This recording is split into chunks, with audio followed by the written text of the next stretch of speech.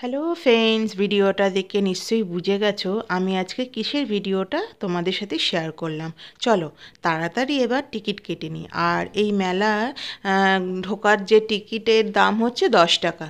দেখো বাবা মেয়ে সবার আগে আগেই চলে যায় সব জায়গায়, আমাকে ফেলেই রেখে দেয় পেছনে। মনে হয় আমি ওদের সাথে মনে হয় আসিই নি। যাই হোক, চলো মেলাটা ঘোরা যাক। আর এটা হচ্ছে আমাদের বরানগরের স্মৃতির মেলা।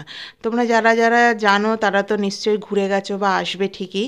পুজো দেখতে আসলে তোমরা এই মেলাটায় একটু ঘুরে যেও, এখানে সব রকম জিনিস পাওয়া যায়। দেখো স্টিলের বাসন বলো, আসবাবপত্র বলো, ওয়ার্ড্রপ বলো, চিমনি বলো, নানা রকম খেলনা, ঘরের জিনিস, এমন কিছু নেই এই মেলাতে তুমি পাবে না। দেখো এখানে হচ্ছে সব ওই মুখরোচক আমসত্ত্বী না কি সব বলে না, হজমলা টাইপের, সেইগুলো।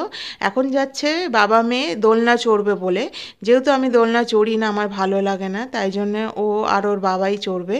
আর আমি এই ফাঁকে একটু ভিডিও করে নিচ্ছি। দেখো কত সুন্দর করে এবার সাজিয়েছে, যেহেতু পুজো আর এই জন্য এত সুন্দর করে সাজিয়েছে। আর ওই যে বাবা মেয়ে বসে গেছে ড্রাগনে, এখন এই যে ড্রাগনটা চলছে।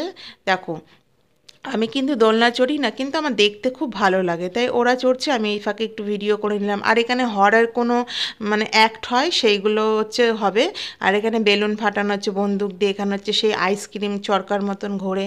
তোমরা নিশ্চয়ই এগুলো আগে সবাই ছোটোবেলায় খেয়েছো। এখানে অনেক সাজার জিনিস, কানের দুল টুল। মেয়ে এখন বায়না করছে জুস খাবে, আমি ওকে বারণ করলাম বরফ দেওয়া খাস না, না তাও খাবে।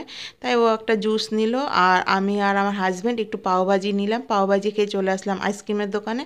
আইসক্রিম খেয়ে এখন মঙ্গানিসের দোকানে আসছি, কারণ কালকে সকালে ওর স্কুল আছে, আর স্কুলে একটু টিফিন দিতে হবে, তাই জন্য মঙ্গানিস নিই। চলো টাটা বাই বাই, আবার দেখা হবে পরের ব্লগ।